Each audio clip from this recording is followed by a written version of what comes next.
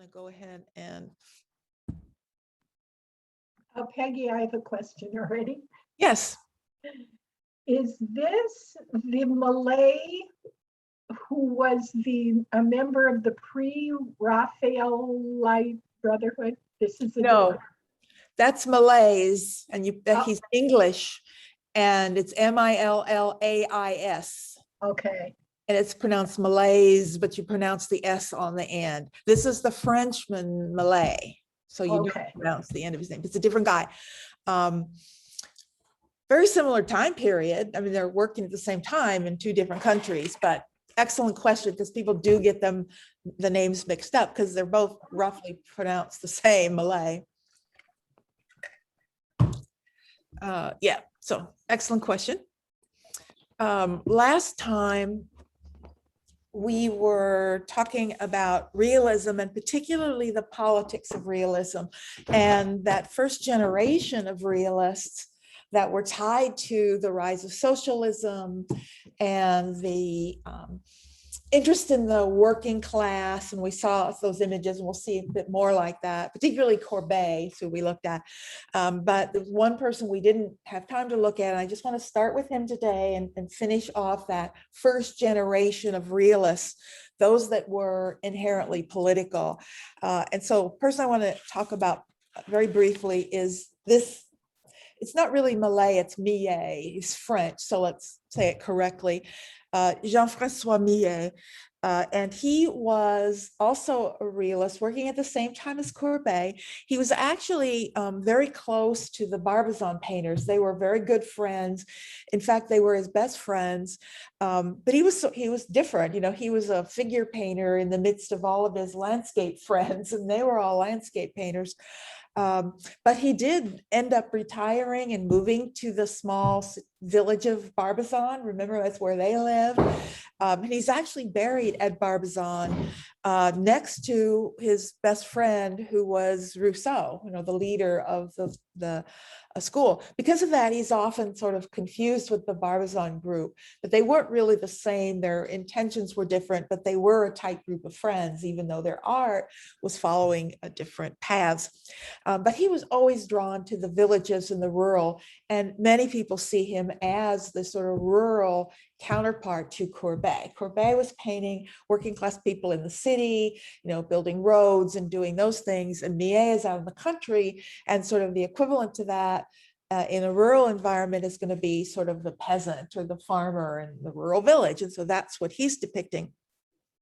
So he really is in a unique position. This is one of his works from 1850. Now, this is the same time that Courbet is painting all of the working class people.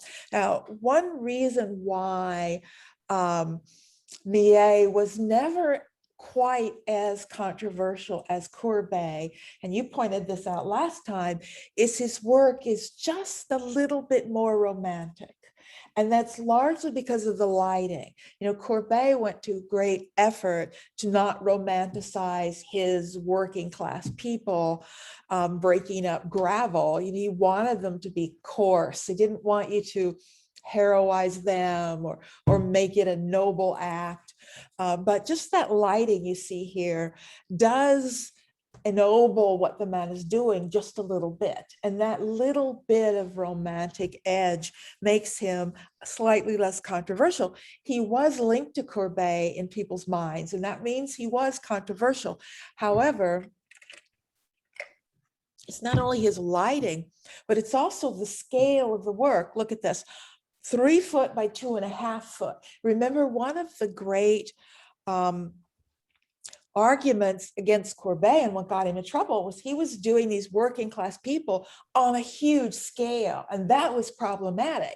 You know, he's doing like an 8 foot, 20 foot painting of these working class people, but by doing it smaller, it's a little more acceptable. It's more in the genre tradition, or there's always a tradition for showing, you know, little scenes like this. So he doesn't seem to be making a grand political statement about the working class by painting a smaller painting like this.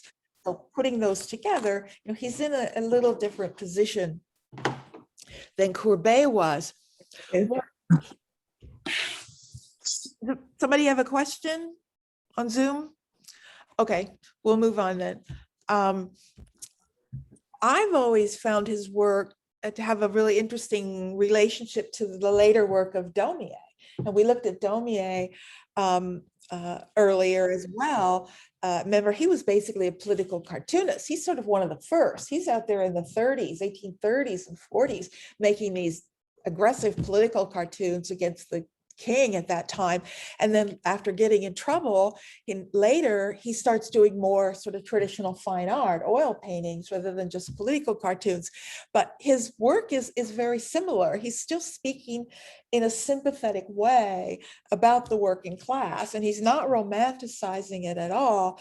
And he's getting away with it because they are small, and because, you know, they in people's minds, they tie to a tradition they're familiar with. So I see a similarity not only in what he's doing, but how he's doing it. Their styles are amazingly similar in the way they're working with paint and the marks that they're actually making on the surface.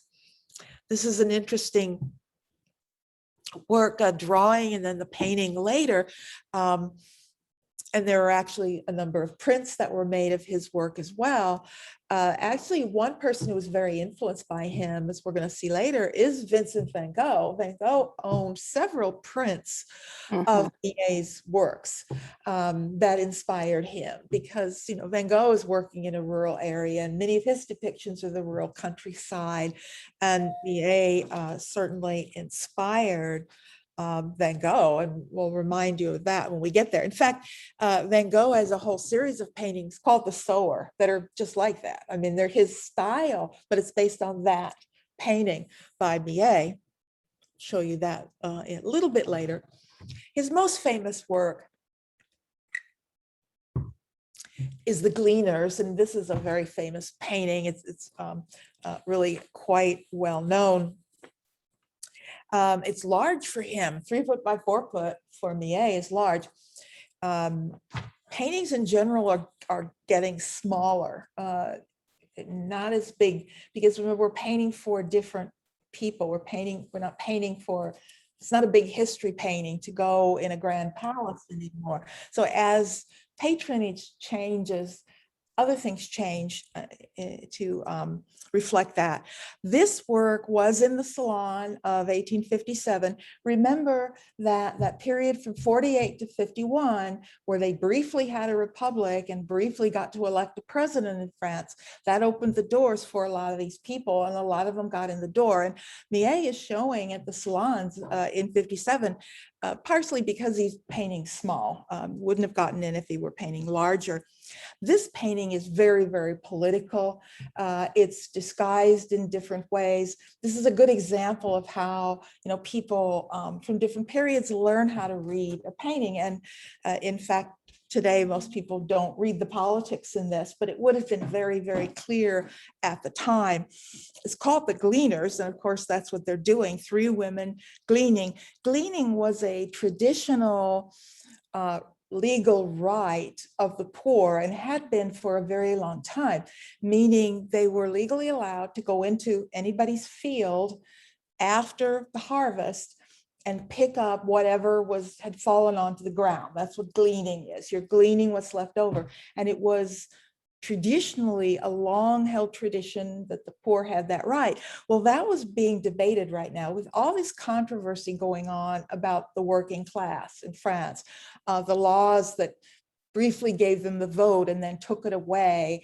There's so much politics around the working class right now that there were attempts to revoke that law. There were, in the French legislature, this was being debated. Should the poor have that legal right, and we should stop this? And there were a number of attacks on the poor who had gone out into the fields and were trying to glean little bits of whatever.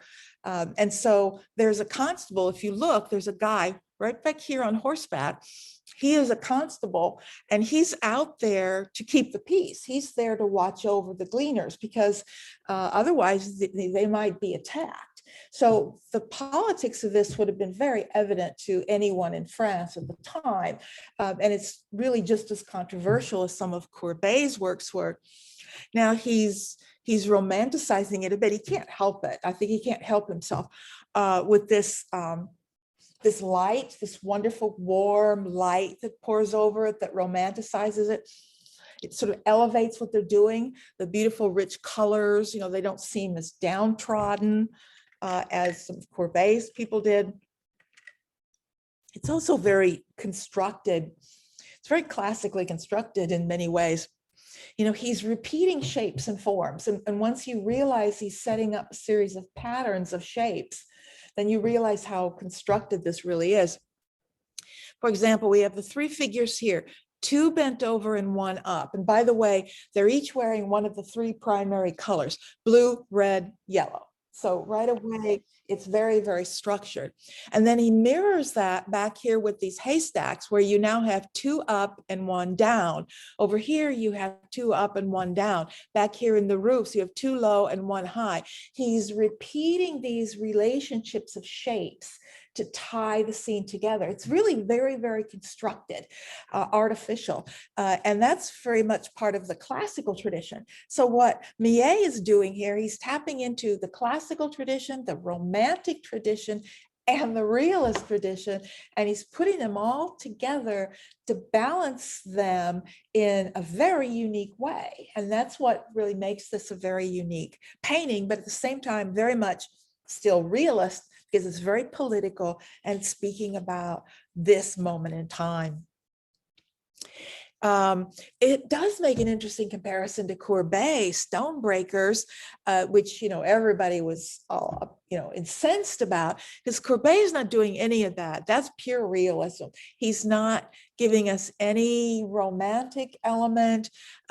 He's not giving us any sort of classical composition or design. It's pure fact about backbreaking labor and these poor people who will work, you know, all of their lives doing this job. And so I think you can see why one is a little more acceptable to the French public at the time. But Millet's most famous painting, at least in the 19th century, not so much today, because the Gleaners is well known today, but the Angelus for a while was one of the most famous paintings in the world.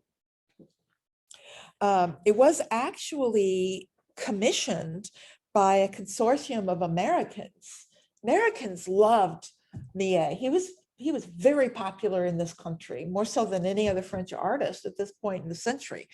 And a consortium of Americans commissioned this, but they actually just never showed up to claim it and never paid for it. So he started painting this and it became clear they weren't going to show up. So then he started changing it. He changed it a little bit from the original commission. It's one of the most reproduced paintings of the century. It's one of the most reproduced. It's often seen as a religious painting for obvious reasons. And it appears, I can remember when I was little, there was a lot of sort of what I think of as church art, which were like reproductions of famous religious paintings from earlier periods. I'm sure many of you have seen that thing in Christian churches where you'll see paintings of Jesus or paintings of Mary or whatever. And they're often just reproductions or remakes, but this got copied a lot. I swear I remember a reproduction of this being in some church I went to when I was little. Yeah. This is down in size yet more. Yep. 22 by 26. That's the size that was acceptable for this kind of subject. Let's talk about the subject, the Angelus. The Angelus refers to the bells. The Angelus bell, which is rung at Vespers, which is the sundown service in the Catholic Church. And it's associated with the angel Gabriel. So Angelus is a reference to the angel Gabriel, and Vespers is also associated with the Annunciation. It's associated with the moment when Gabriel appears to the Virgin Mary and announces she will give birth to the Christ child. Very popular subject in art through history. It's particularly associated with Vespers. So in Vespers, they ring what's called the Angelus bell, which announces the service, but it also relates back to this connection to the Vesper service, to the angel Gabriel. And so we have these peasants who have stopped to say their prayers. Now, this is interesting in so many ways. First of all, very romantic lighting. He's really elevating the poor downtrodden, but he's also doing something else that was controversial. We talked last time about people who said, the working class are unfit for art. They're morally unfit. We shouldn't be depicting these people. But what he's showing us is a working class that is not morally unfit. He's showing them as pious. This is a contradiction to the popular belief among the middle class that there's no morality in the working class. He's showing them being very pious. So that alone is controversial. It's challenging the commonly held belief by romanticizing them and depicting them this way. And that's a politics that, again, you're not going to be able to read today if you don't know the politics of what is happening at that moment. So yeah, there is still controversy here, even with this sort of romanticizing. Today, it went through a number of different hands that owned it, and it's in the Musée d'Orsay in Paris right now. So Millet was treated fairly well. He was able to exhibit. He had patrons, and ended up getting a lot of honors in his life. So he fared a lot better than Courbet, as we remember, who got imprisoned, sent a big bill, and basically run out of town. So Millet fares a lot better. What I want to do now is talk about the second generation of realism, because to me, this is where it gets really interesting. A lot of things change between 48 and 58. Politically, a lot of things change. France goes through two revolutions, revolution of 48 when it is made a republic, 51 when it becomes an empire again. But also the politics of working class has sort of run its course to some extent. It's no longer as shocking or as dangerous to depict a working class person by 1860. Time changes, but because the politics changes, the art changes with it. This generation that comes into their own in the 60s is not as overtly political as Courbet was. They're not socialists. I mean, Courbet literally was a socialist. They're not as political. There's still politics there. It's still political. It's not politically political. Let me explain what I mean by that. We use the word political to refer to anything that deals with power structures is political. Feminism is political. But government is political too. So I can talk about something being political, but I'm not talking about the king. I'm not talking about the emperor or the government, but it's still political in a social manner. So these artists are political, but they're socially political, and they're interested in that. So I think it's time now. We've looked at several definitions of what modernism is. And since that's what I'm focusing on, I think it's time we stop for a minute and talk about what we've seen as a definition of modern art, and see, what does that really mean? When does art become modern? I mean, this is a very open question. We see, was it when the patronage system changed after the revolution and the middle class began to have power over the art world? For some people, that marks a significant change, and that's when art starts to become modern, when patronage changes. Or is it when artists began to find ways to circumvent the academy? We've seen that beginning. We're going to see that happening more and more. That's certainly going to identify a modern world. They're painting for different people and different reasons. Is it when artists rejected the traditional role of validating political beliefs of those in power in favor of telling the truth? That's the realist. That's who we looked at last time. Courbet is not restating and validating the power of someone who is in political control. He was challenging them. And to a great extent, I lean more toward these later views. I think what Courbet was doing was more revolutionary than what the Romantics were doing, or what anyone earlier was doing. This idea that art has some reason to exist other than just validating you or giving you what you want, that art is a form of communication and therefore has something to say and therefore should communicate. That is another way that you could see it as modern. Or is it when artists first began observing really closely the details of society? And that's what we're going to talk about today. There's no answer here. You can corner a room full of art historians and they're going to give you different. They're going to say, well, I think it was with this person, but I think it was with that person. Yeah. So 3 and 4, they're painting the era they lived in as they see it in the now. Yes.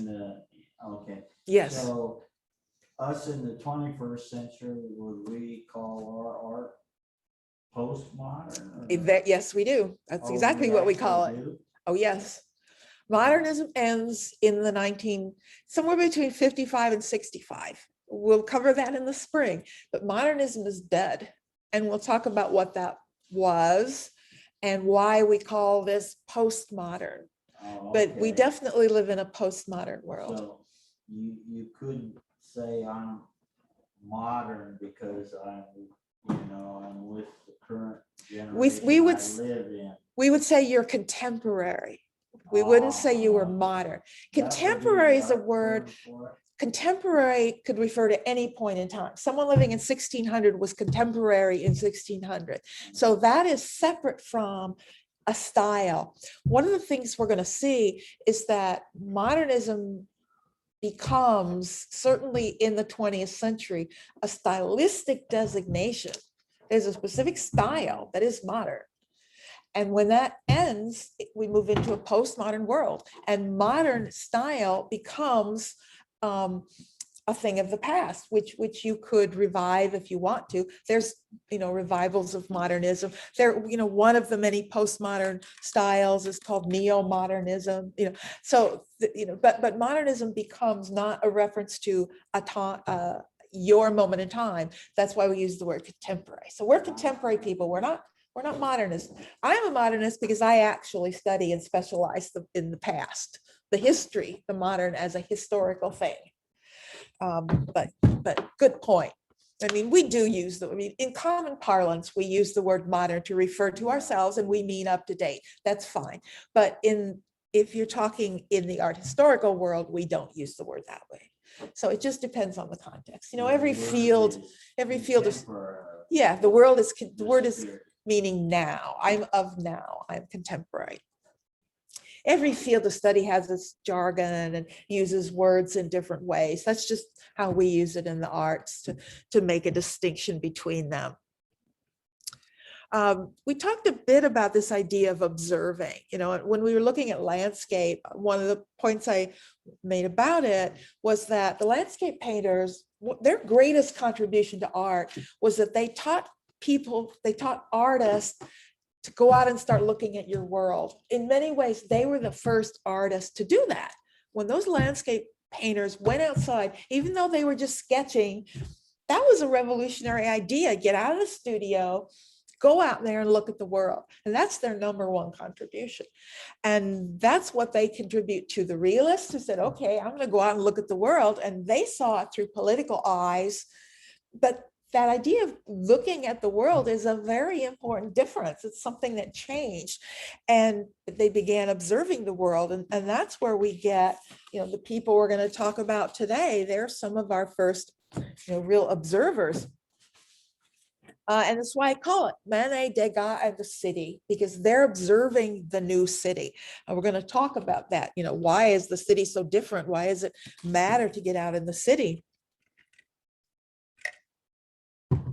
These painters, Manet and Degas, are more than anything painters of the Second Empire. These are artists who really are maturing after 51, basically in the 60s, and they're going to continue to be artists in the Third Republic after this falls, but they're artists of the Second Empire. And the Second Empire in France is a really interesting period.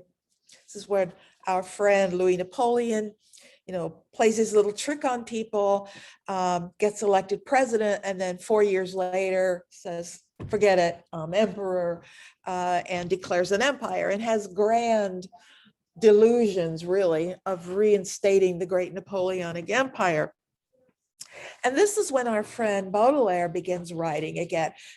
We talked briefly about him. He was one of the first critics to, in the 40s, comment on, even though he was a supporter of the Romantics at that time, he was already, as early as 46, observing the fact that there's a lot of interesting things in the city to look at, which was a revolutionary idea for him. But by 63, he is a total supporter of the realists.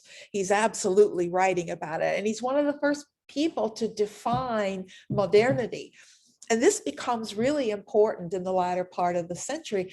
How do we define modern? There was a heightened sense that we live in a modern world. Our world isn't anything like the world anybody else ever lived in before. We are different. This is a different way of thinking about yourself. So what happened that made them suddenly so hyper aware that their world was different, that things had changed? Well, it has to do with the speed of change. And I talked about this early in the class. Change is really one way we mark the modern world. This is what industrialism did for us. It started speeding up change.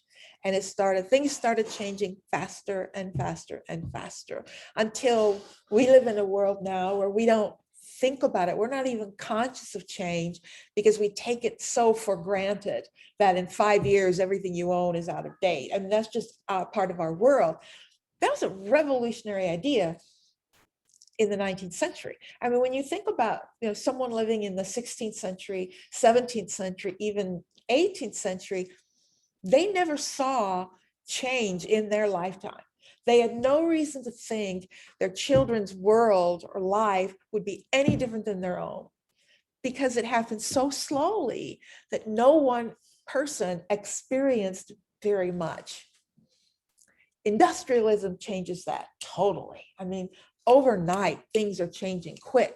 Developments, the cities, machinery, technology, everything is changing. And once people began to recognize change, they realized that this is what defined them. This is why their world is different. This is more than anything what makes us different from anywhere else. So this is how Baudelaire defines modernity. And in the handout, I have a longer quote there about change in the last paragraph. By modernity, I mean the ephemeral, the fugitive, the contingent, the half of art whose other half is the eternal and the immutable. That's what it means to be modern. If you can find a way to depict change or suggest this speed of experience, then you're being modern. And if you don't embrace that, then you're way behind, you're out. And he calls on artists, he calls on artists to get out in their city and be the flaneur. And the flaneur is a wonderful concept. And both of the two artists we're going to look at and totally embrace this idea of the flaneur. A flaneur, he defines him here. He says, for the perfect flaneur, for the passionate spectator, that's what a flaneur is. It is an immense joy to set up house in the heart of the multitude, amid the ebb and flow of movement, in the midst of the fugitive and the infinite. The flaneur is a man who goes out and walks the streets of the city and just observes and just absorbs, watches all the little subtle details, the social interactions, all the different classes of people you see. The flaneur is like an invisible observer. I think of them almost as a 19th century documentarian. Like you're out there, you're not interacting, you want to be almost invisible, but you see it all. And you then communicate all of that in art. And the flaneur took a lot of pride in not being shocked by what they saw in the city. Modern city was shocking to people. And I want to talk about the modern city, because one reason we have this new relationship to the city is because we literally do have a new city. Beginning in 1852, right after, right at the beginning of the Second Empire, Napoleon III hires Baron Baron Georges Haussmann, to rebuild the city of Paris. Now, remember all these revolutions we've been talking about, 89, 1830, 48, 51. One thing they all have in common is they were all successful because people were able to barricade the streets of the city and shut it down. If you've been to Paris, right? Who's been to Paris, right? It's the old city is, a lot of it's still there, is these narrow little winding streets. They weren't made for automobiles, they're little. And when that was what the whole city was, you could shut that city down with a few barricades at key places. Well, Napoleon III, our new emperor, was quite aware of that. And so his idea is, nobody's going to barricade this city and shut us down. So he widens all the streets. This is when you get the Paris that we know today, the wide boulevards everywhere. He was stripping out blocks and building the wide boulevards. And it had nothing to do with building a nice modern city or tourism. It had everything to do with trying to protect himself so that there would not be another revolution. You couldn't block the streets anymore. That's its purpose. But what the result of the new city is, it brought people out on the streets. It was also right when they were putting in new lighting, new gas lighting. I don't think it was electrical yet, but it was all lit up, and this is when you start having sidewalk cafes. And it was now a safer city, that you could go out at night and be on the streets and walk around and see people. And so you have hundreds of thousands of people coming out onto the streets of Paris at night, in the day, whatever, walking around and just experiencing things they've never experienced before, seeing people they would have never seen in their lives, all different classes of people, all different activities happening right in front of you. And that's what these flaneurs are trying to communicate, is this sort of new experience as they're trying to learn and understand how to read the new city. Here's a etching from an earlier period of sort of the barricades of the streets of the city, and how impossible that would be with the new streets in the built city. So Manet and Degas often linked together. They knew each other. They moved in some of the same circles, but they were very different people. They replaced Courbet. Remember, Courbet's gone now. He left. Well, no, he's still there in the 60s, but he's not getting he's not the scandal he was anymore. These are the new scandal. At this point, the new avant-garde is the new scandal. Whoever the new scandal is in town, they're the new avant-garde. And they both have a different relationship to the academy and the salon. These two artists are really the last two that have connections to the establishment, to the academy and to the salon. Manet in particular really wanted to be accepted. They're both somewhat liberal. Manet was very liberal. He was a supporter of the Republic. He was antagonistic to the empire, but he was also a gentleman, and he very much wanted to be accepted by the academy and the salon, and they were very cruel to him. I mean, really cruel. 19th century critics, we have nothing comparable in the 20th century to the way they talked about art in the 19th. They could be bitterly cruel and hurt him terribly. And all he wanted was to be accepted, where Degas was much more accepted by the salon, and he couldn't have cared less. He treated them terrible, and they were much nicer to him. And this sort of made it worse for Manet. I have a lot of angst for Manet. He's one of my favorite people and artists. And I felt he got like a really raw deal. To me, and this is just my opinion, so do not accept this as gospel truth. To me, Edouard Manet is the beginning of modernism. He is my first modern artist. And there are many people who would agree with me, but there are many others who would say, no, I think it's this, and have good reason. So there's no absolute answer there. It is a very different. Here he is in one of his self-portraits and a photo of him. I love that we can, have photographs of artists during this time period.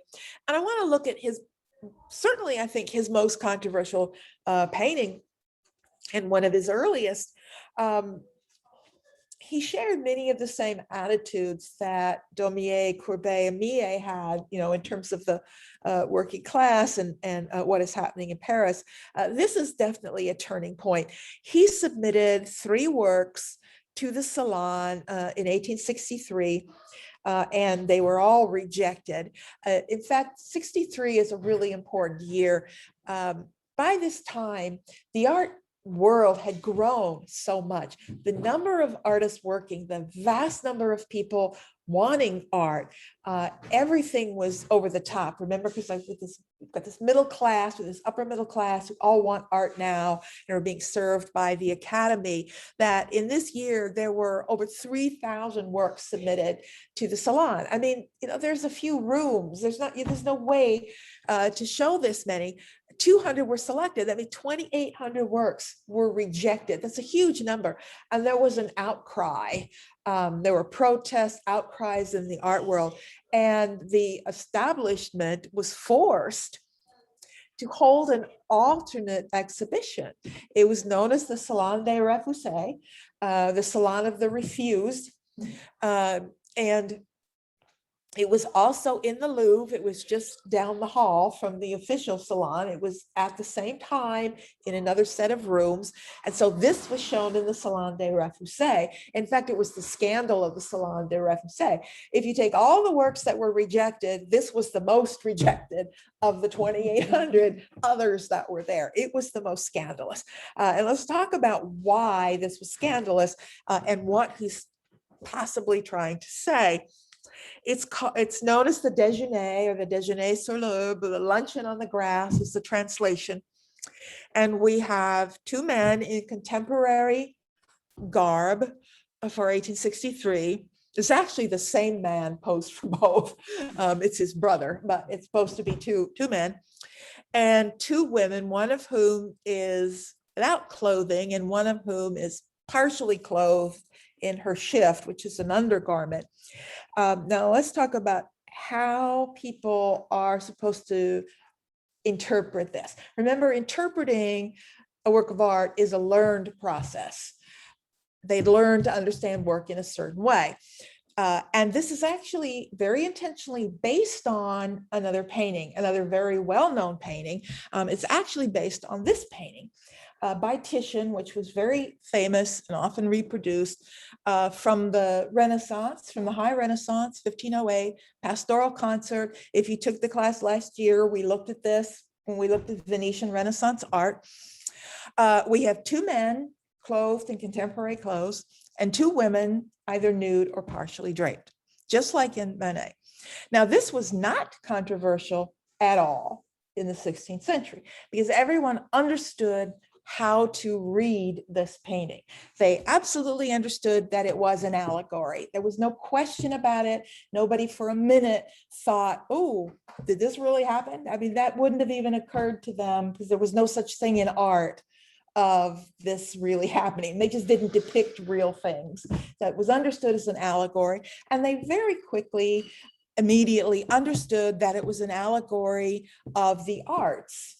The musical instruments, the shepherd and the sheep, which symbolize poetry, the water being poured into the well that symbolized poetry as well. So there's references to music and poetry, which everyone would have understood. And so no problem, we know how to read this.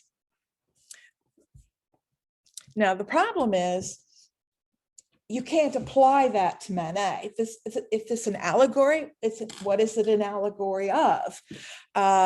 It's very contemporary. They've seen realism now. Realism is a context that they understand. And therefore, if this is realism, then what are these two guys doing in the park with these women? And the immediate understanding would have been, these are prostitutes, because actually this was a huge issue in Paris, which was being debated right now in the legislature, intensely controversial.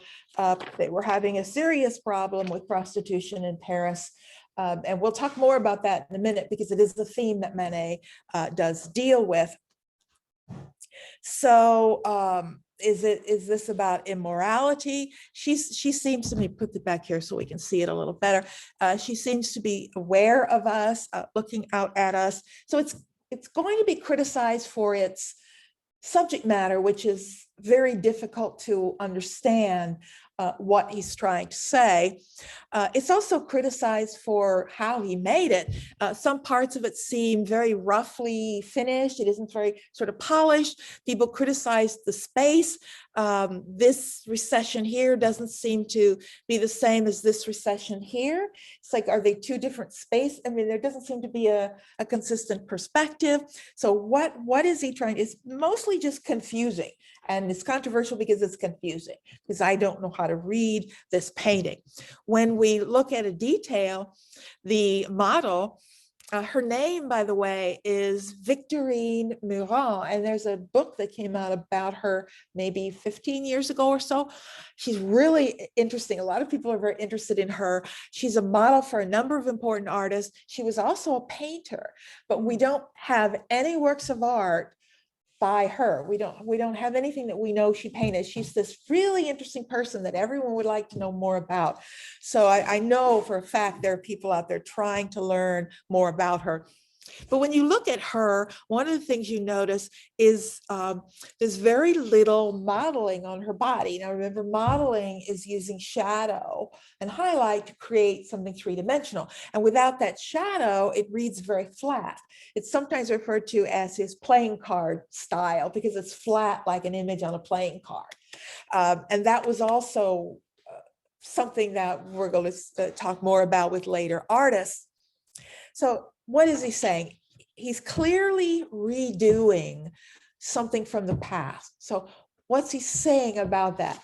Is this meant to be a modern, in Baudelaire's sense of modern, and in Courbet's sense of modern, and in everyone's sense of modern at this time? Is this a modern reinterpretation of the past? Is he saying something about art itself by referencing another painting? He's actually doing something which doesn't become common in art until the postmodern era, which is something we see all the time in postmodern art, and that is art talking about art. Art that's really about not the subject, but the nature of art itself. What's he saying about the nature of art? What's he saying about the real world versus the allegorical world? And we know this because he actually does it a lot in other works. He remakes a lot of other works, mostly from the same time period, from the Renaissance. So there's an important statement here that will influence people in the future a lot more than it does at the time. Another very famous work by Manet is Olympia. And this is another reinterpretation of an idea from an earlier period, which we'll talk about in just a second. He painted this in 63, that same year, but he didn't exhibit it until 65. He was so burned by the criticism in 63 that he held it back. He was afraid to even show a work because they were so, cruel and pounced on him so much. But he showed it in 65. It was accepted in the Salon of 65. Interesting. And so again, to read this, you have to know what's happening. She is clearly meant to be a prostitute, but a very high level prostitute. There were many levels of prostitutes in Paris, all the way from the streetwalker, which is sort of the lowest level, all the way up to this woman who they were sometimes referred to as chameleon types, and she's actually wearing a chameleon in her hair, which identifies her as that. The chameleon would be more like a professional, like mistress. This would be like the mistress of a very important official, someone who's given a fine, beautiful home. This is not an unacceptable or even very controversial occupation. This was considered pretty high class in Paris. So there's this very different way of looking at prostitution. Prostitution is not illegal, by the way, in Paris at all. It's perfectly fine as long as you're registered, etc. We'll talk much more about that. But I've studied this for all my life, and in undergrad, first time I saw it, and they always talked about it the same way. The teachers always talked about it, and talked about her as this sort of strong, brazen woman, and she's staring you, right in the eye. And then I saw the painting in person. And I'm going to come back to that in a minute, because that's not what I saw, because I saw it with different eyes. I saw it with feminist eyes, which is not how anyone had seen it before. And when you see it that way, you see something very different. But before we talk about that, what's he basing this on? All of those hundreds of Venuses. This is another Titian, the same artist, that just whose other painting he just reinterpreted. Now he's reinterpreting this Titian. This is where, Venice in the 16th century is where the reclining Venuses were really invented. And this is Titian's version. This Venus of Urbino was privately owned. It was the wife of the Duke of Urbino. It was a commission. It's about domesticity and married love. And it was a very private painting to be hung in their private chambers, where Manet is taking this public now, and he's reinterpreting it. And one reason why the Titian's was acceptable was the title. This is Venus. You call it Venus, that's elevates the sea. That's totally different from calling it Olympia. Olympia, in fact, was a common name often adopted by prostitutes. It was a popular name. They chose names for themselves, and Olympia was a popular name. And people knew that when they saw the title. So they knew right away who she was, what she did, the flower said, everything about it gives you a message. What I find interesting is, of course, the similarities are obvious, but the differences are really interesting as well. And they're very intentional. One very important difference is our little friend down here, dog, cat. Now, dogs are traditionally images of domesticity, a happy home. Again, we cover that in a longer course. We see dogs all through the history of art, and they always symbolize the same thing. Cats, however, that's different. And that right away puts her in a different category completely. And I want to look at the detail, because I was very moved by this painting when I saw it. And I sometimes get jaded. I've studied art my whole life. I've seen it a million times, and I've seen pictures of something a million times, and then here's the real thing. And it's like, I've seen that before. It's hard for art to hit me the way it powerfully anymore. And that I miss that. I don't see things for the first time anymore, ever. But when I saw this in person, I was really, really moved by it. Because when I looked at her, I realized she's not looking you in the eye at all. And I get really upset when somebody says she is. She's looking slightly down. Well, her eyes aren't looking in the same direction. One eye's looking one way, one eye's looking another way. But this eye is looking off just a little bit and down just a little bit. And then I looked at her body and her arm and her hand, and I see tension in her body and tension in her arm. And I don't see a proud, happy person at all. I see somebody who's uncomfortable with where they are and who they are and what they're doing. And that, yes, you could say, well, you're a contemporary feminist and you're reading it that way. But Manet does this over and over again. And he does a lot of works that challenge some of the common beliefs, particularly around prostitution, in terms of seeing it as a problem, not of men, but of society, not of women, but of society and of men. Yeah.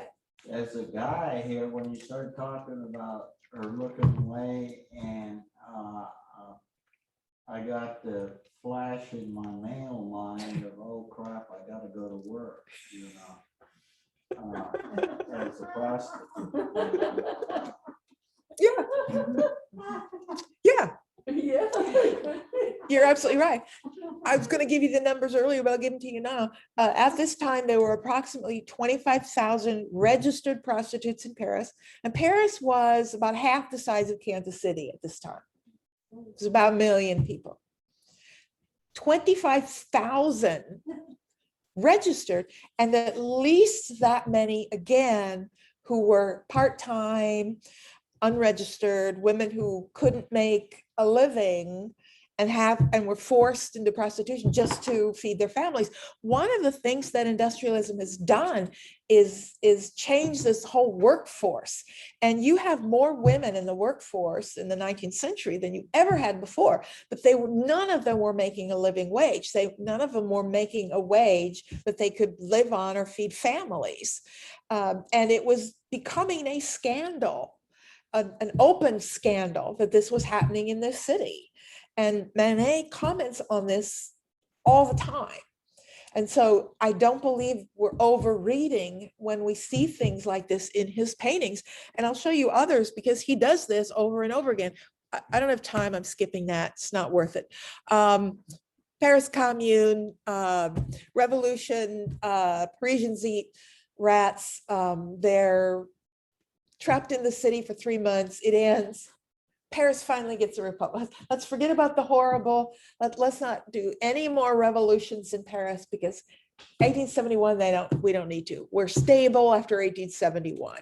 So let's get to that point. There's the barricades. See, they try and put barricades up to the Paris Commune. You know, when Paris tries to form a socialist government in 1871, they try the old tricks, put up the barricades, and they can't do it. Look how wide the streets are. They can't do it. It lasts for 3 months. He was right to widen the streets. Okay, let's look at this. And then we'll get back to the prostitutes. He's briefly comes in under the Impressionist circle. He's never an Impressionist. If anybody tells you Manet is an Impressionist, tell them they're wrong and give them my email address.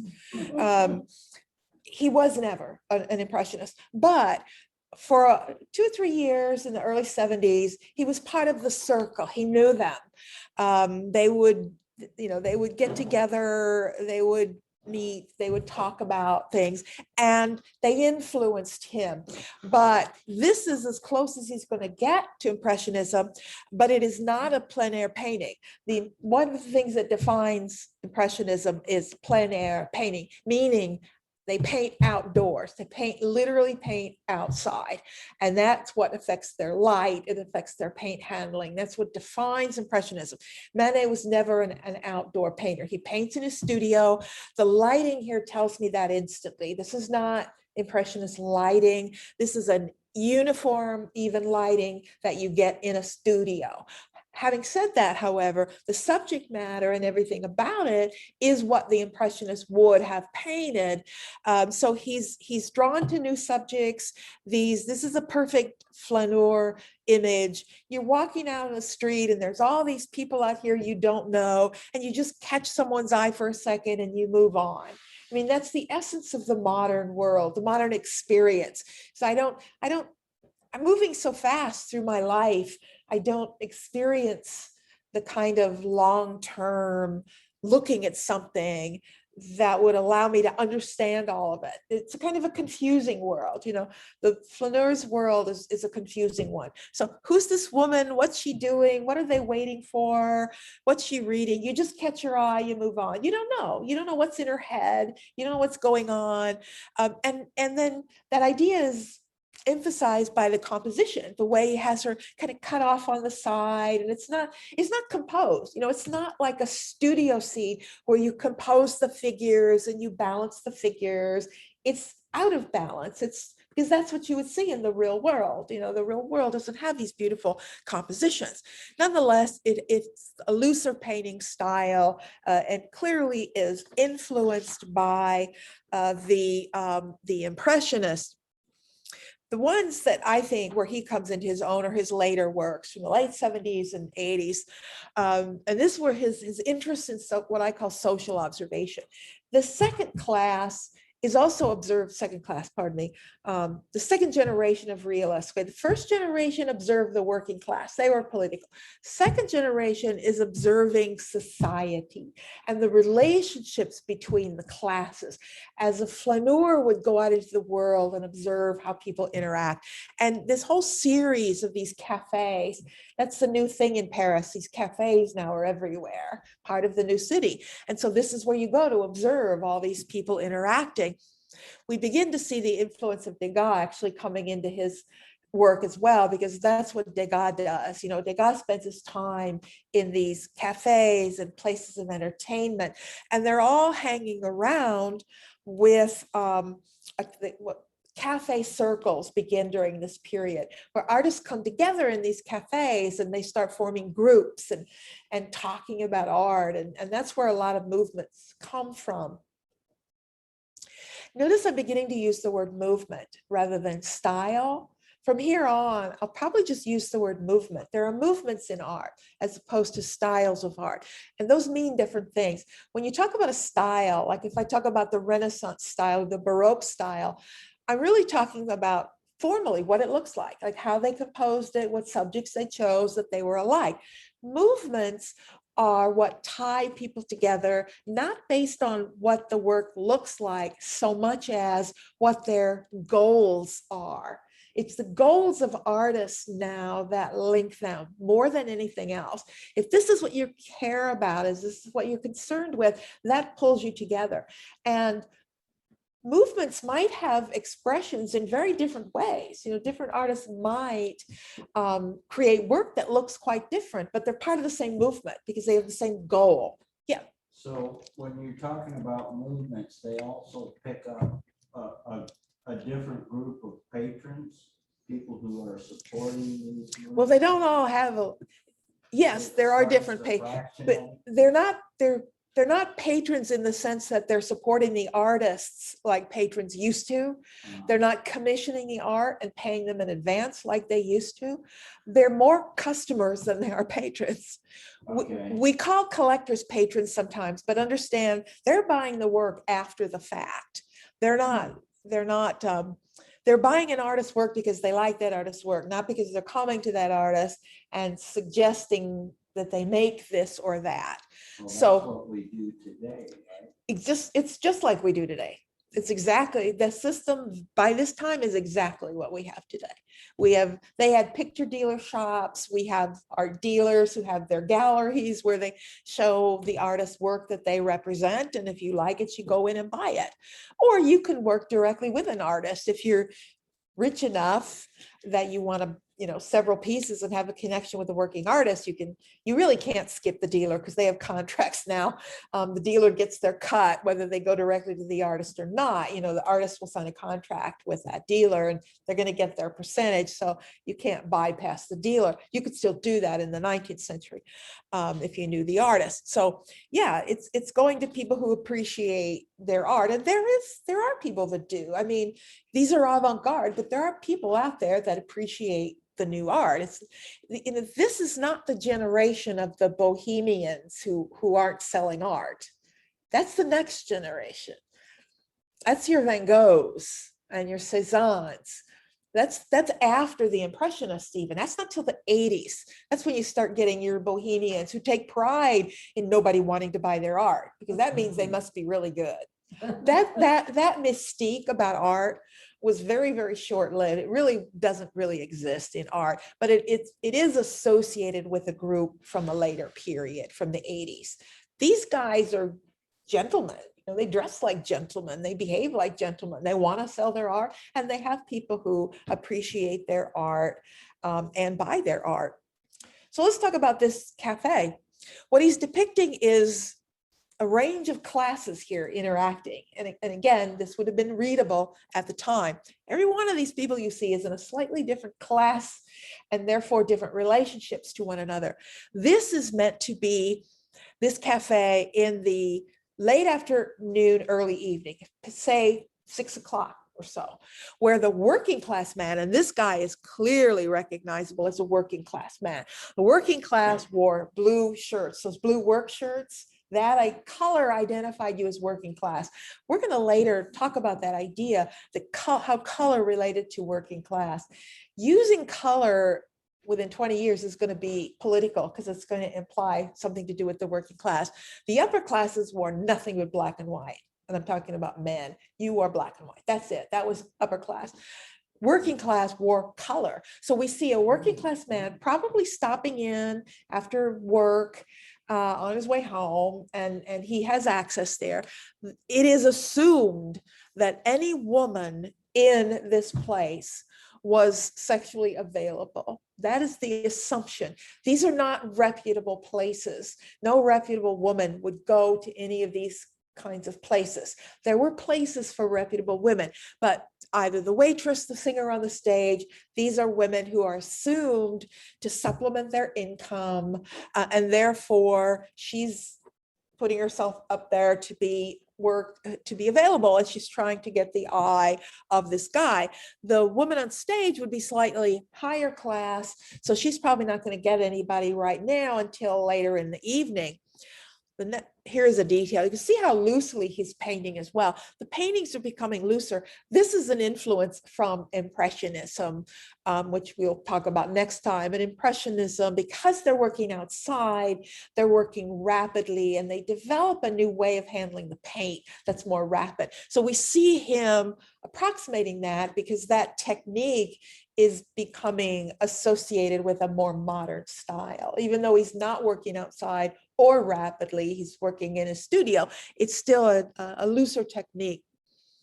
Now, this is meant to be the same cafe, but later in the evening, and it's changed. We now have the I would say like upper middle class man, or middle class or upper middle class man now visiting. And so now we get him, and he's watching the singer up on stage. He's actually looking in a mirror because he's facing the bar. So he would see the singer on stage. So she's more like his class. And this is the poor streetwalker. She's a little too late. There's nobody in there now that's interested in her. So what Manet is giving us is this really interesting analysis of class in Paris and how it all interacts, and how he, as this flaneur, can sit back and watch all these subtle interactions and signals and signs. It's a really interesting study. Even the barmaid, nobody's particularly interested in her anymore either. It's the singer that everybody wants now. She's slightly higher class. And when you put them together, yeah, you can see it's sort of, it's not the same woman, she's got a different tie, but it's clearly the same place. But times have changed. Places like that cafe and larger places like the Moulin Rouge, the Folies Bergère, these are the nightclubs now rather than the cafes. These places are huge, and this is where you go at night. But again, these are places where this is where the man takes his mistress. This is not, no reputable woman goes to these places. They will go to the theater, they will go to the opera, but not to the Moulin Rouge, not at all. And this is his most famous painting, and I think his greatest, one of my favorites, a bar at the Folies Bergère. And this is where he puts it all together, all of this time of working out these relationships that he is able to communicate in this one image of this one woman, barmaid. She's behind the bar.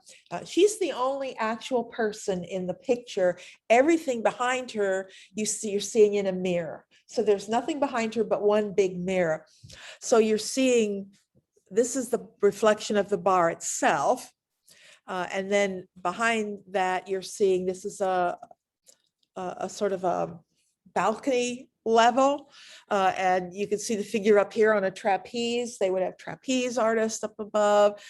All of this noise and all of this sound with her in the middle. It's really a brilliant design. We see her back over here. Now, what he's using here is a very intentionally skewed space.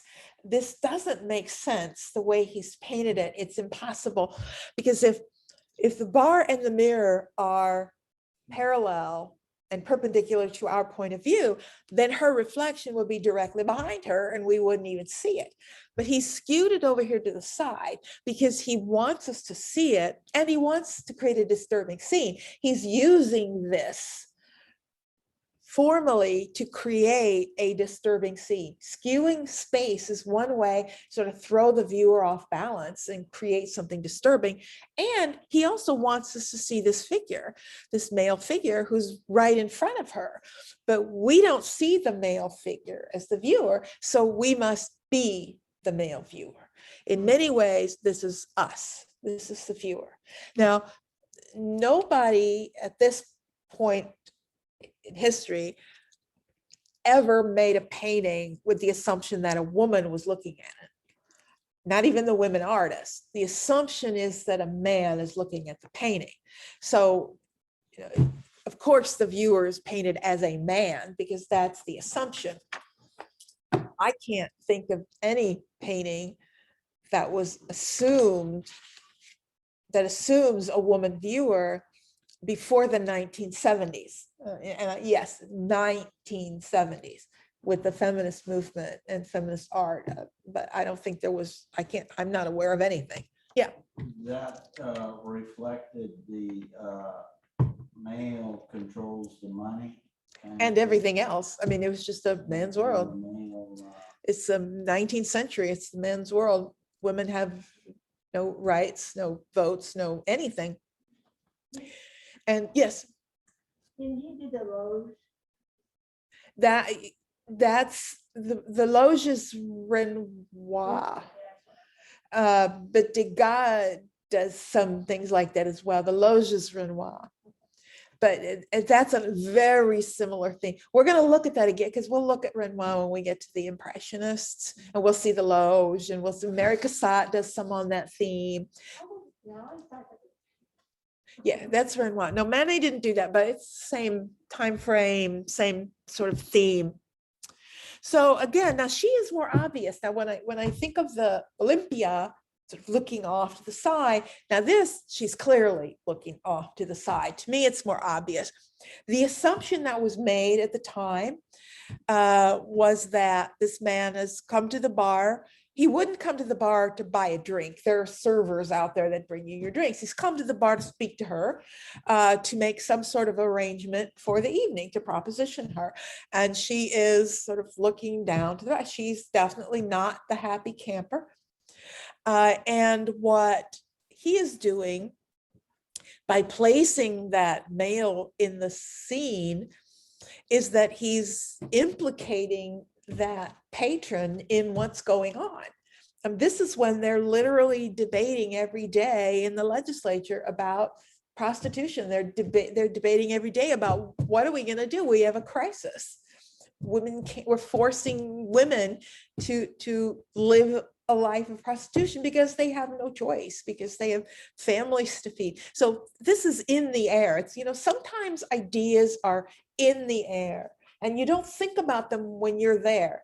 I mean, like someone looking back at us, what are they going to think about this moment in time in terms of all the things that are influencing us that we are thinking about, that are affecting how we see the world and how we interpret the world, but we're not aware of them. We don't think of them because they're just the way things are to us.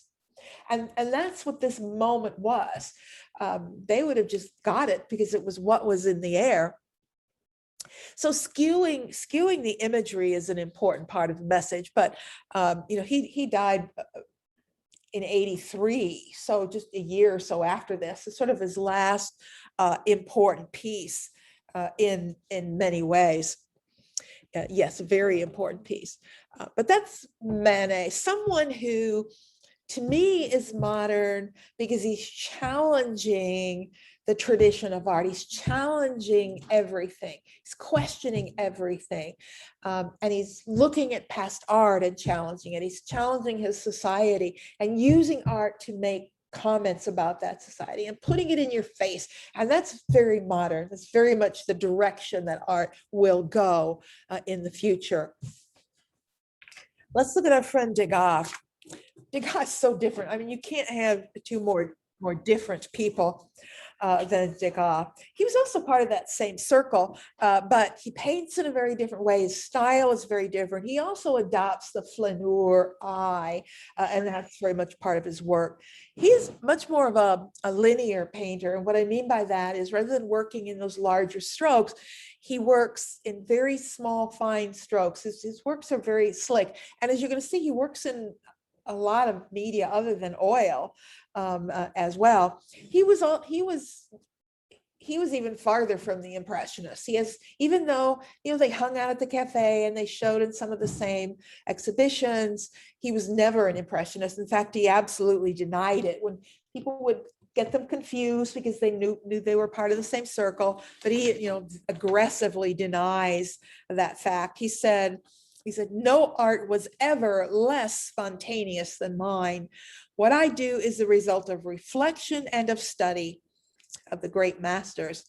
Inspiration, spontaneity, and temperament, I know nothing. He vehemently denies he works anything like them. He's not interested in anything they're interested in, and yet you constantly see people calling both Manet and Degas impressionist.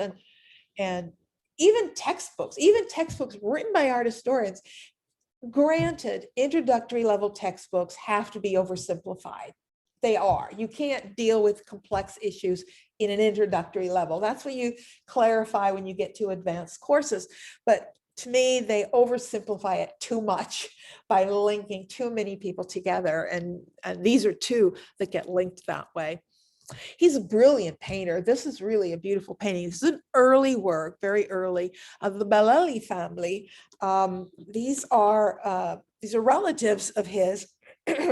When he traveled in Italy, he had important family in both in Italy and in the US, and they were pretty close to being almost aristocratic. They were very, very wealthy families.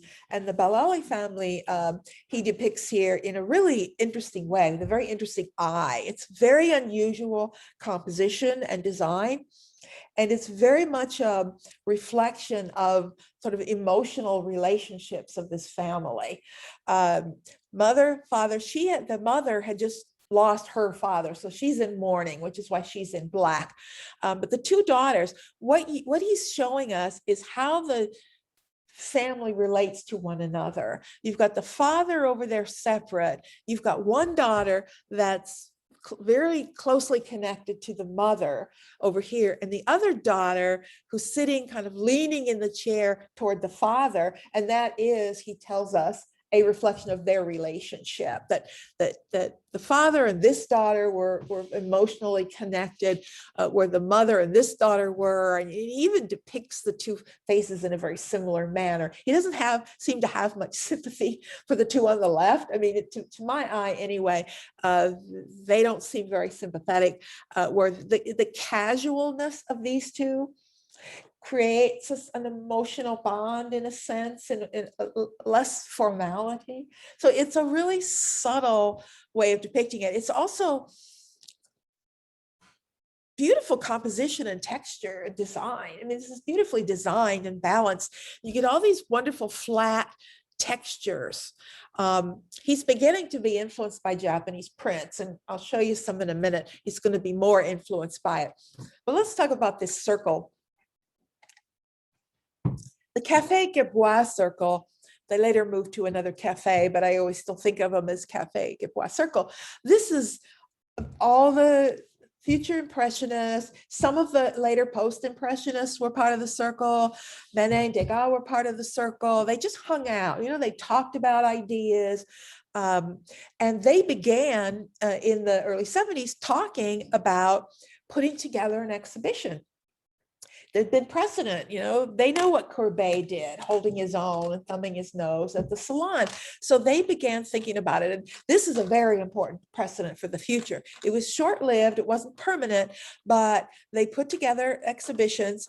They called it themselves a Society of Painters, of Artists, Painters, Sculptors, and Engravers. It was the exhibition of artists, painters, sculptors, engravers. But it's always been known as the Impressionist exhibitions. And I don't like that title because that's another misnomer that causes people to start over categorizing. Degas showed in their exhibition. So therefore Degas must be an impressionist because that was called the Impressionist exhibition. It's faulty logic. So I always, if I'm going to call it that, I will call it the so-called Impressionist exhibition, and I will do air quotes. And the air quotes tell you it's not really an Impressionist exhibition. It was just a bunch of young artists working in different ways who weren't getting along in the academy and kind of decided they'd had enough. And this is the group that finally makes their break. In fact, it was Degas who suggested that they make a rule that if you show in our exhibitions, you can't show at the salon. That's it. You have to pick. And that's what caused the break with Manet, because Manet said, I can't do that. I just can't do that. And he broke with them and kept trying to get into the salon. He just couldn't quite mentally cut himself off where Degas did. And the Impressionists, it never even, they're younger still. It's like they have really no emotional connection to the Academy or the salon at all. And nobody does from this point on. So they have their exhibitions, 8 of them between 74 and 86. And before the last one of these, another society is set up that is permanent, that will permanently run an alternate exhibition. So for all practical purposes, the Academy is dead to any avant-garde artist or any artist who wants some sort of freedom. And we'll talk more about salon art as well. Here's Degas, the flaneur. This is pastel over monotype. He works a lot in pastel. Pastels are basically little stubs of crayon. They look like chalk, and it's sometimes, I work in pastels. I do a lot of work in pastels. Absolutely love it. It's basically powder pigment, and it has a little bit of a gummy material added to it, just enough to hold it together. So it's almost like you're working with pure pigment. And the colors are incredible. All these blues and these colors, you can only do that in pastel. No paint out there would give you those colors.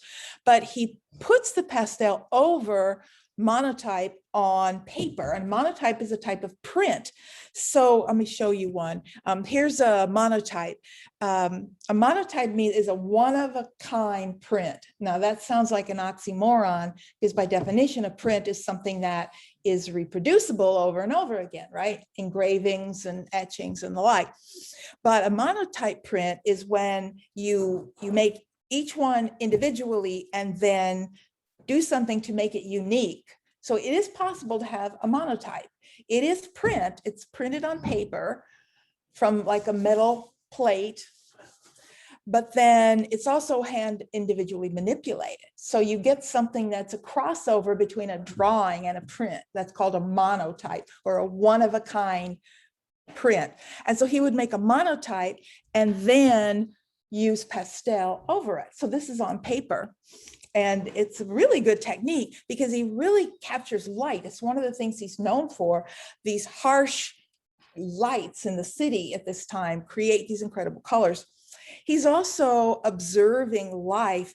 And when prostitution went public, which is what happens when it went out onto the big wide streets and under the street light, prostitution was a quiet hidden thing in the dark winding streets of earlier Paris, but now the lights are on and it's open, but the prostitutes are still there. So what they developed was a whole series of signals, hand signals, gestures, glances to the eye. So a patron can walk by and he can give the woman a certain look and she can give a certain gesture, and then they can go off and meet somewhere. And Degas got really good at observing all of this. And that's what he's showing us here. This hand gesture of hers is some sort of recognition gesture. I don't know exactly what she's saying, but he's caught it. That's part of that observer's eye who has recognized these changes in the city, and he's very good at it. he works in series. There are certain themes that he just loves, and he does many of them. Popular entertainments, places people hang out, and the racetrack is one of them. This is one of his many paintings of the racetracks, called In Front of the Stalls. Now this is essence. Essence is a medium, but it's not the same as oil paint. You take oil paint and you drain the oil out of it as much as possible. And you can do that by just sort of putting it on something absorbent. You just put it on a piece of paper, come back in a few hours, and the paper will have absorbed all this oil, and you make it really dry. And then you thin it with turpentine, and it's called essence, is what they called it. In French, essence literally just means gasoline. You fill your car up with essence in France, but it's a really, really thin oil paint. And he's working very, very thin, which couldn't be more different from like the Impressionists who are working very, very thick. But he's trying to capture that immediacy, that moment. So everything is sort of in motion. You'll get something like this guy moving, trying to capture the movement. It's something like this. This is also essence. It's very, very thinly painted on paper. Very odd composition, cutting it off right here. This is a metaphor. These compositions are metaphors for the modern world in a way, or how you live your life, that sense of movement and change. When we looked at earlier art, like Renaissance, Baroque, whatever, we looked at many paintings, if you remember from last year, that had, a vanishing point right in the middle, and then this perfect symmetry, and everyone was balanced and frozen, and you saw everything in perfect detail. Well, that's nice, but that's a very different world from this world. Basically, the modernists would say, well, that's fine for you in the Renaissance. If that's how you lived your life, and you stood in one spot and you looked in one spot and you took hours and looked at everything equally. But we're modern. That's not how we live our lives. We're moving through the city fast, and we glance over here and see this, and then we look that way and see that. And it's that instantaneous perception that they're trying to suggest when you see an odd composition like that. Yeah. So they're doing their compositions trying to be modern, but they're also apparently experimenting with their various techniques. Yeah. So there's a real change in, whereas before this period, everybody would be painting in oil, or everybody would be doing the same Yes. kind of Degas in particular, not everybody was as experimental as Degas. He was known for his experimentation. They're mostly all working in oil, traditional oil, but they're working it in different ways. As we'll see with the Impressionists, they're working really thick and really fast. And yeah, Degas, in terms of experimentation, absolutely. Yeah, pastels on paper, that's just experimental. And because he was from this fairly wealthy family, that made him a little freer to experiment, right? Didn't sell it, he was okay. There's a difference when you can't be that experimental when you need the money. It's what Constable struggled with so much. He desperately wanted to do a certain thing, but he wasn't free to do that thing because he had a big family and he needed to exhibit these things. And so, he was sort of tortured because he couldn't do what he wanted. Degas got the freedom that most don't have, and he uses that freedom. But yes, that experimentation is definitely part of it. As we'll go on in the century, there's very much an idea that we're modern people, so we just can't do things the way people did them before. It's just not that world. We have to do it. And it's going to increase as we get closer to the 20th century. It's going to be even more so in the 90s. Man, when they hit 1900, whoa, it's a 20th century. We better reinvent everything. But we're building to that over a long, 50, 60 year period. It doesn't just happen. There's a long road to get to the 20th century. Now, this is what he's known for. About half of his total body of works, some 2,000 oil paintings, drawings, prints, are of the ballet. That dominates. I mean, this is what he's known for, right? It's what people think of when they think of Degas, but it really does dominate his career. Now, this is more traditional oil on canvas, one of the better known pieces, but he was not interested. He was never interested in performance. He was always interested in the workaday background, and particularly the corps de ballet, or what were called the rats of the ballet, is what they were called. The ballet at that time was very different from the ballet today. The corps de ballet were largely made up of very young girls. The corps was generally close to 13, 14 years old. These were not like college graduates in the corps de ballet. They would go on point when they were very young, way too young. They would never let a girl today go on point at 8 or 9 years old. It destroys your feet. It's very hard on growing bones. It's even different today than it was 50 years ago. They're much more aware of how damaging ballet is to your feet, particularly when you're still growing. So these are very young girls, and their bodies get very damaged. They were often in a lot of pain. He was very fascinated with that world, the sort of ugly side of the ballet, and he was often criticized for that, not with this particular painting. This is oil on canvas, but I'll swear there's some pastel in there a little bit, maybe. Some of those more intense colors, he puts in a little powder pigment on top just to get it to pop a little bit more. What's really interesting is both the subject, the hard work of the ballet, the background of the ballet, but also the composition here. This is a very interesting composition. And he does this all the time, the sort of tilted up floor, the skewed angle going back in space. It's a very odd point of view, and it's coming from some very specific things. Now look at these points of view.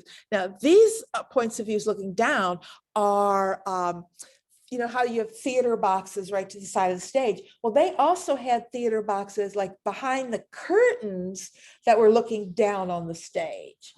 Those you had to like buy your way into those. And those were boxes for the patrons.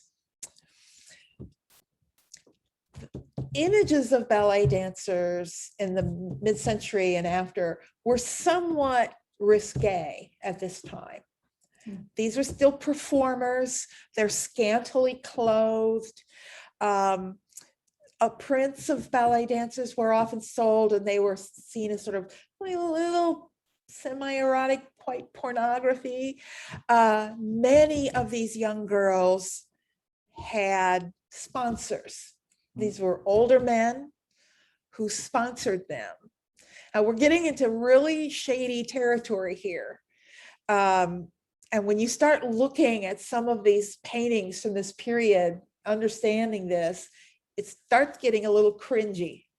That, oh, all these beautiful paintings by Degas, who's that man back there in the chair watching the dancers rehearse? Because sometimes, you know, who's that guy there? Or you don't see it here, I didn't bring any in, but there are plenty of his paintings of rehearsals where there's a little row of chairs and there's some older men sitting back there in the chairs watching. You know, who are these guys?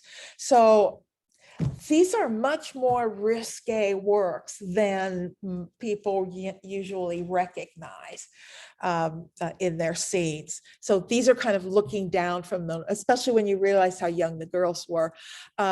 Many of his designs are very influenced by Japanese prints. Japanese prints started coming in large numbers in the 1860s. They're so cheap, they were like pennies. Anybody could own Japanese prints.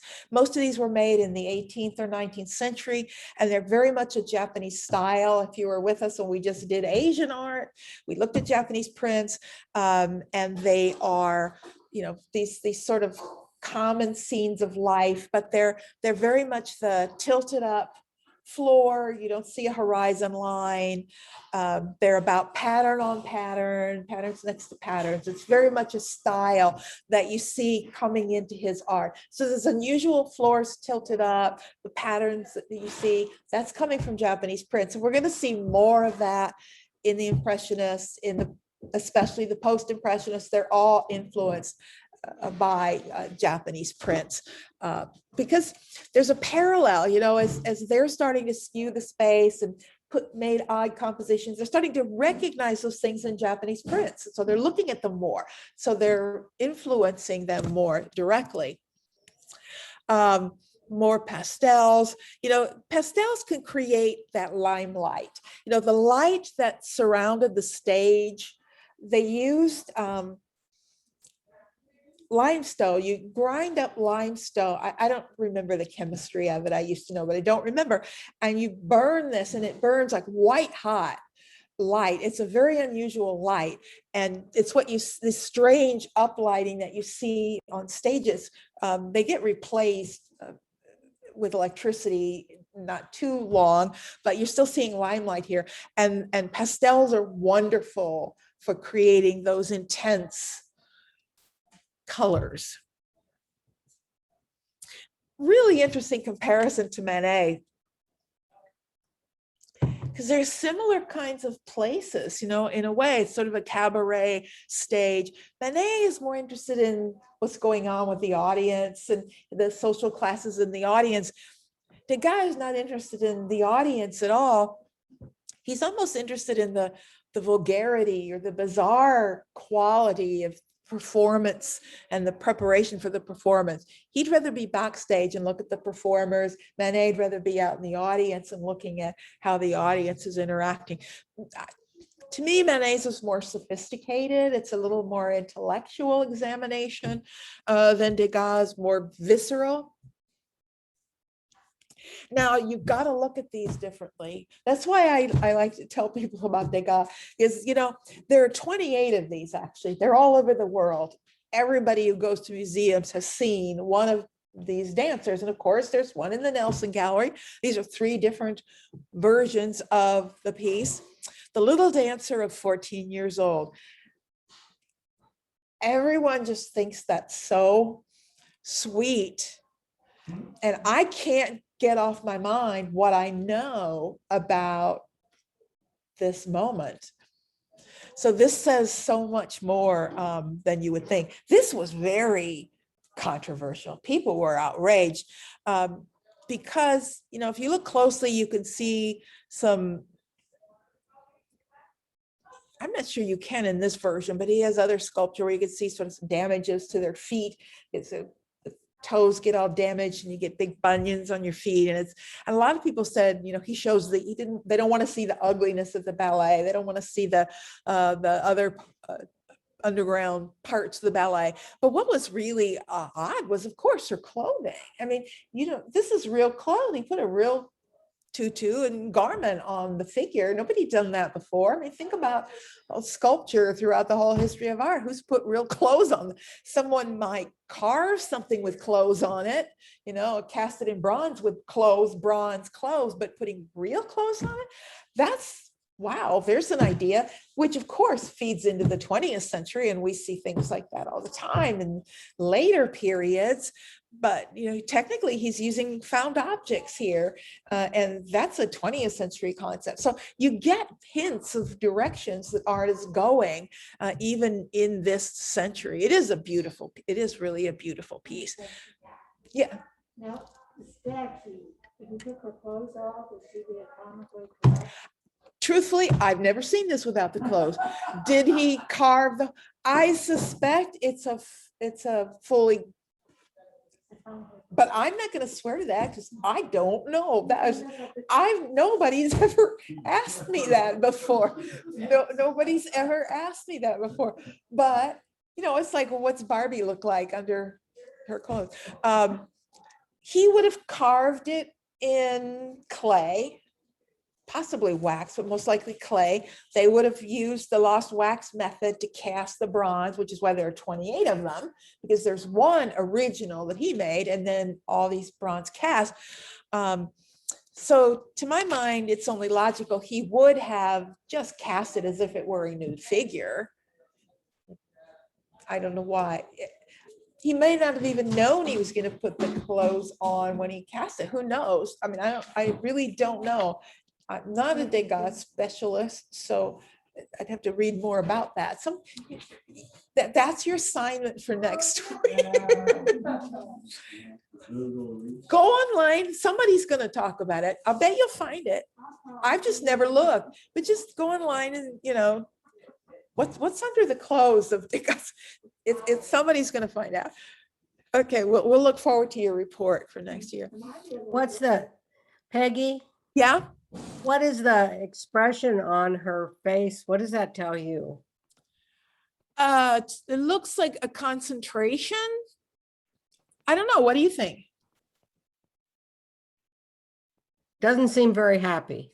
I don't think I can either. I don't see it as happy, but she's standing in. I've seen dancers kind of casually stand like that, and they're so used to standing in different positions that they kind of stand like that. So I hadn't really thought about it. Only a UU would record questions like that. Yeah. Yeah, true. I'm looking at some drawings from that he made beforehand of the little dancer. Oh, yeah. And her expression is a little bored, a little waiting, a little, what's next kind of thing. It's neither misery or happy. Now, let me ask you, is it drawn with the clothing on it? It is drawn with clothing on it, charcoal with a little bit of white pastel, very sketchy. There's one drawing with from three different angles. Okay. Extra credit to the first person that can come back next week and tell us how he carved it, whether he carved it with a defined figure underneath, or the drawing suggests that he planned the clothing all along, so he might not have needed to have any definition underneath. Okay, extra credit. That's what extra credit's for. Extra credit's for getting somebody else to do your research for you. I have a comment. Yes. This is Butch Murphy. The stance, a reference to the stance, it's a common stance among ballet dancers with the feet extended almost in a V shape. And it's adapted by the Pilates movement, by Joseph Pilates, and opens up the pelvis. So it's a balanced stance. And I think talk to most ballet dancers or Pilates instructors, they'll recognize that. Yeah, I mean, I've seen dancers. I just had a class a few months ago with a woman here in town who's a dancer, and we were going through the museum, and she was just standing like that everywhere throughout the museum. I don't think she even realized she was doing it.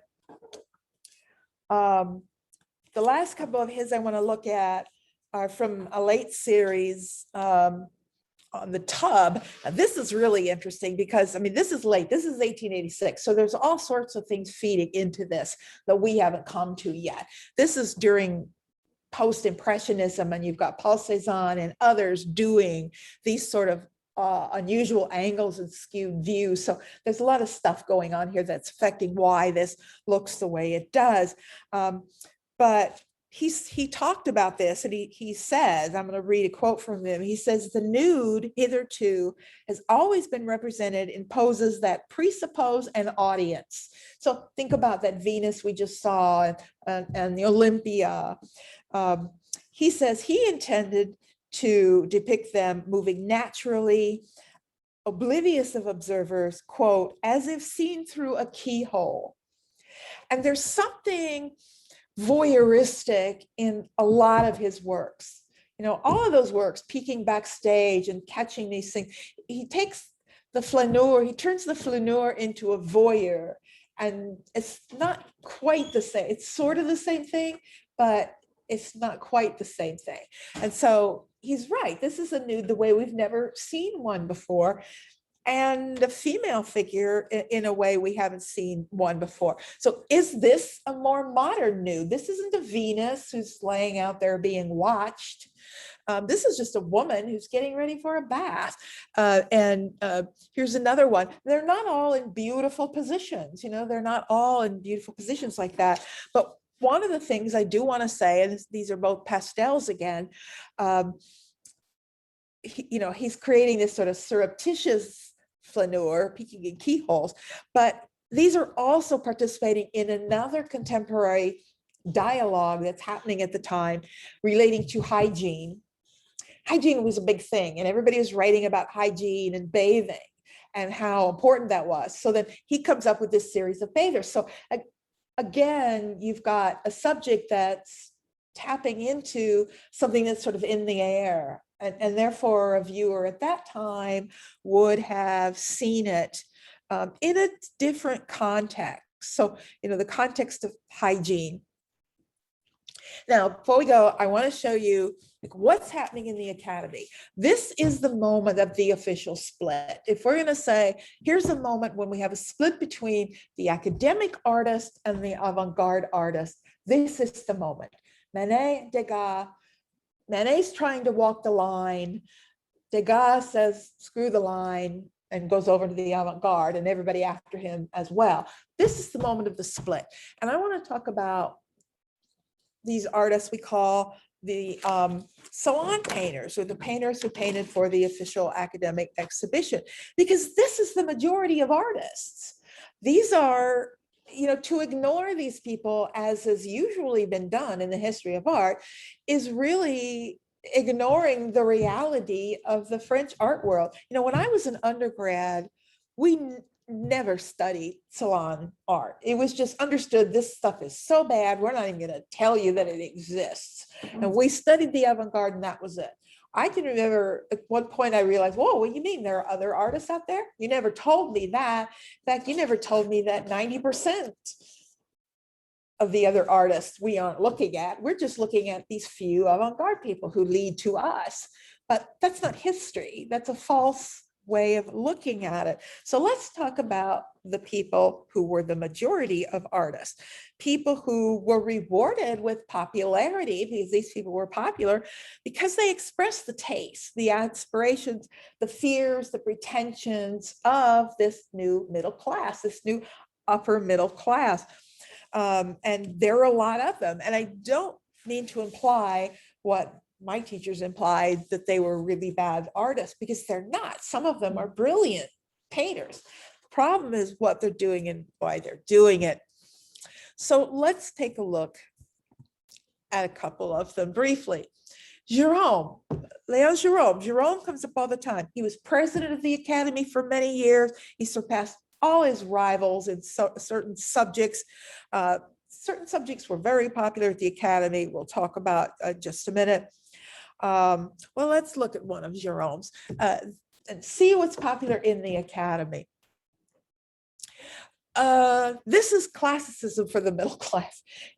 Classicism was the foundation of the Academy, going back to David, right? Day one in this class.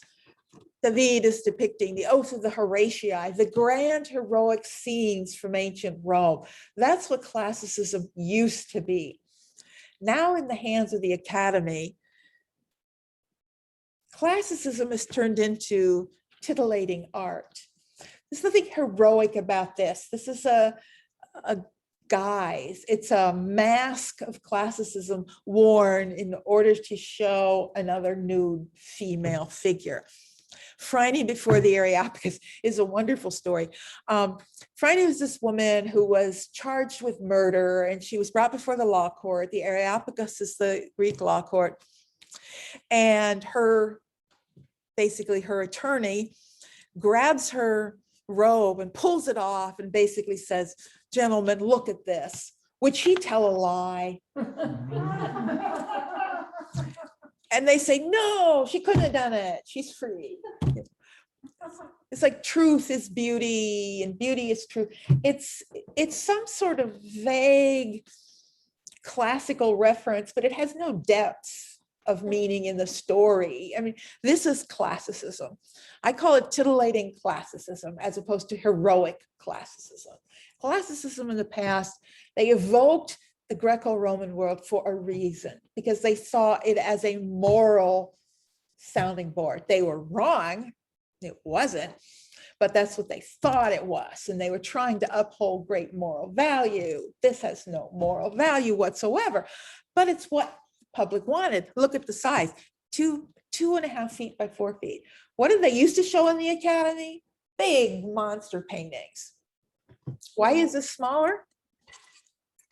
So to be snarky, the British painted landscapes and the French had nude women all over. Well, by this time, the British have their own plenty of nude women. The Oh. British are doing, at this point in time, the British are doing exactly the same thing. You couldn't tell the difference between landscapes. I can tell the difference. These things, well, no, I can usually still tell the difference.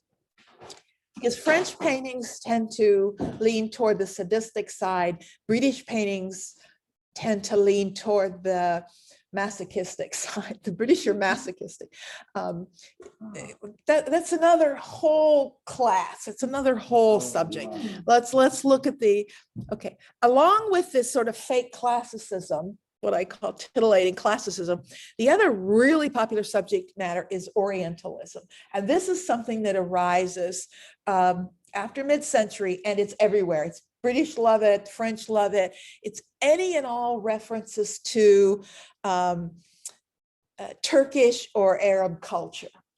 Because the French were in Algeria, there were travels to Turkey. Western Europe was really discovering the Islamic world, and they were obsessed with it. Particularly, they're obsessed with the idea of the harem. That's what Orientalism is. It's a reference to these scenes.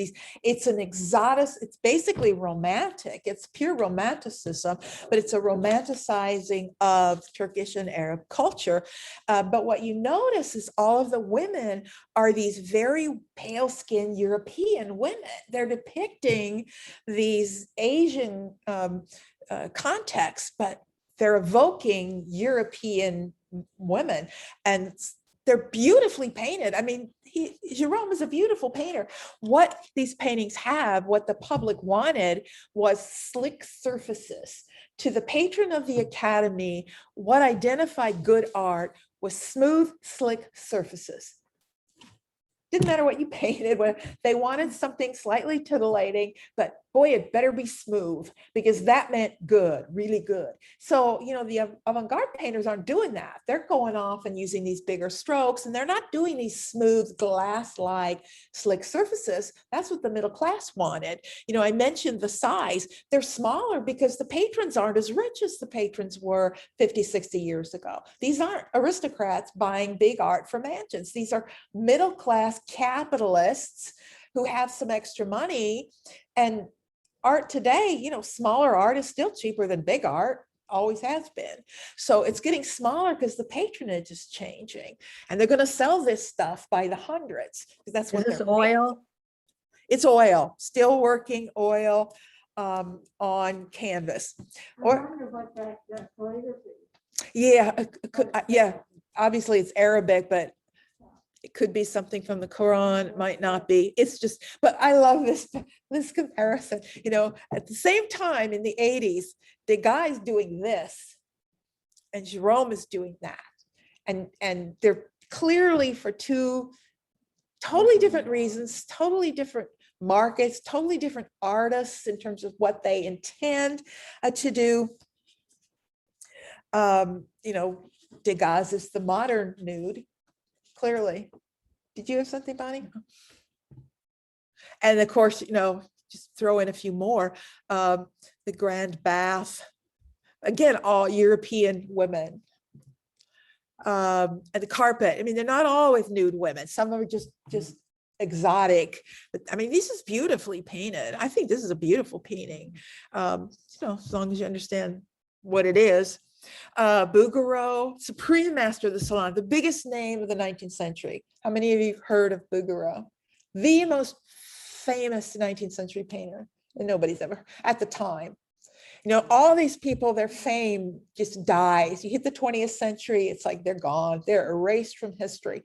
But our interest started picking up in the postmodern world. Once we started hitting 1960, you've got new generations out there who aren't driven by modernism anymore. They're interested in things that aren't modern art. And so the new interest in all of this stuff starts rising again in the 60s. So by the time I got to grad school, there was interest again in this period.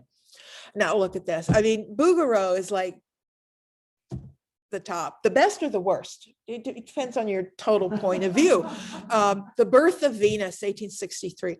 It's the problem with this is it's not a bad painting. It's just so sentimental and sappy and so obviously a studio painting, studio lighting. It's clearly a contemporary model in his studio. You know, by putting Venus, he's legitimizing it, but he's also trying to pretend like it's some high classical theme, and it's clearly not any high classical theme whatsoever, but he is a master of Venuses. Nymphs and satyrs, very sexual imagery. Satyrs were known for their over-sexuality. And this one, young girl defending herself against Eros. It's like, this is Victorian pornography. And it's in England especially, you see it. It's really interesting looking at the sort of 19th century versus like earlier periods. You've got the earlier sort of Elizabethan period with the Tudors and they were bawdy. I mean, they just did all. And then you get these stodgy Victorians like 2 centuries later. Nobody was more stodgy than the Victorians. But the thing is, they were absolutely obsessed with sex. Victorians were not sexless. They were obsessed with it. And you see it in art everywhere, totally obsessed with sex. And then bizarre little sentimental things like this. Cabanal, I have to show you one Cabanal. This is 1863, Birth of Venus. Could have been anybody. The only thing that says it's Venus is the title and these little pooty figures, you know, that go back to the Renaissance in the air. But I want to make this comparison because I love it. Salon of 1863. Let's go back to 1863. It was known as the Salon of the Venuses. There were so many nude figures of Venus. Which one is rejected? Which one is unacceptable? Which one got pushed to the Salon des Refuses? And even there was controversial. Yet at the same time, you've got Cabanal and Bouguereau showing these things, which to me are far more pornographic than Manet's. And Manet's crime was he made it real. You could get away with it if it wasn't real. If you could pretend it was classical, that's a different world. Yes. This is a weird, maybe because I'm the only guy here, but I'm thinking of the cowboy era in America, and all the cowboy movies Yes. had a salon Over the bar. with a woman The saloon. nude over the bar. Yep. Or scantily clad over the bar. Is that? That's exactly what that was. Exactly what that would have been. It would have been salon art like this that got brought over. Yes. Yes. Very good. That's exactly what it would have been. Although Americans they wouldn't have had to bring it from Europe. There were Americans studying in Paris. I mean, they would have just gone back and painted it for the American market. But that would have been, yeah, the absolute market for something like this. Perfect example. Not Manet's. It's such a weird moment in time when you've got all these different ways of thinking about these subjects. That is all I wanted to introduce for today. So I'm going to see if I can bring back my Zoom people and see who's still with us. See if anybody has questions, comments about anything that's happening. I've got a comment. Yeah. I'm back. That Bouguereau that you just zipped by of the two little girls, Yeah. that hangs in the Detroit Museum of Art. Is that where it is? That thing is exquisite. I Yeah. always felt bad if I couldn't see that. That is such a beautiful painting. Yeah, they're beautiful painters. I mean, these three guys that we looked at, they were the top and they were beautiful painters. It's not, But it's they, Thanks for coming by at any time. No problem. Please, Wonderful. Thank you. you're very welcome. It's not that they were bad painters. It's a matter of their intent. They made them to satisfy a market as opposed to having anything to say. You know, I think of the avant-garde artists as making art as a communication tool, as something that says something or examines an idea and communicates. Where I think the salon painters, for them, art was entertainment. And it was whatever you want, I'll paint you that thing so that you'll be happy today. And you know, I can't help it. I'm a modernist. I'm from a later period. I can't help it, but my belief is that art should mean something, that it should be about something or have something to say, not just entertainment. So that's my bias. Obviously, someone at that time didn't feel that way, but that's how the modern people of the modern era interpret that. It's not how people necessarily of a later era will interpret it. And all this, who knows, 100 years from now, this could flip-flop back, and depending on where art goes in the future, could be seen in an entirely different manner. It's just, that's how modernists interpreted that period when we get into the 20th century and people began talking about the development of modernism. Because let's face it, art history is, you know, rewritten by every generation, and the history that we think of today, that I learned and wrote and interpreted, it's changed a lot in my lifetime. It's not what it was even when I was an undergraduate. The whole discipline's different, how we look at art and look at the past, but we all look at a history that leads to us. You know, we want to understand how we got here is basically it. And we got here because of Manet and Degas, that group. We have no lineage or connection to the salon painters. So that's why we focus more on them. So people of the future maybe there'll be a movement that comes out of those salon painters in 200 years, and they'll rewrite history and write out the avant-garde entirely because they will be irrelevant to them. Well, you know, I agree with you on Bouguereau, everything he paints, except, you know, he did these two girls in the paintings. And this is the best. I mean, you know, he accidentally turned out something really good. Well, I think the fact that it is just those two girls and he's not trying to do classical, he's not trying to do some orientalizing. So it does just begin to deal more with those young girls, so just as people, more like a portrait almost. Yeah. Yeah. And his brush stroke is kind of loose there too, much more so. It loosens up a bit. Yeah, because usually they're pretty slick, but yeah. Anybody have any other questions, comments? I would say, looking back at the picture of the two girls that are gathering nuts, imagine that same exact painting, but with boys of the same age. Ooh. Okay. And then how you would react to that versus this, you know, I mean, male or female, right? I don't know. And I don't think it would be nearly as appealing. Yeah, there's this. And I don't know if that's because I'm a male or not, but I just don't think it would be. These are just young girls. I mean, this isn't a sexual thing at all. But I don't think it would be nearly as appealing, you know. If you could just keep the exact format and just change those characters out. Well, it's interesting with some of the things we're talking about here, and I sometimes wonder if we're haunted by Calvin way too much, you know. Well, gender in art, any change of gender in any work of art makes a difference in any work of art. So, I mean, that's another whole issue we haven't dealt with at all, is the idea of art and gender. I mean, you could do another whole class. I mean, like a whole semester long class I mean, this picture really grabbed me, you know, and I was very disappointed because it went by too fast.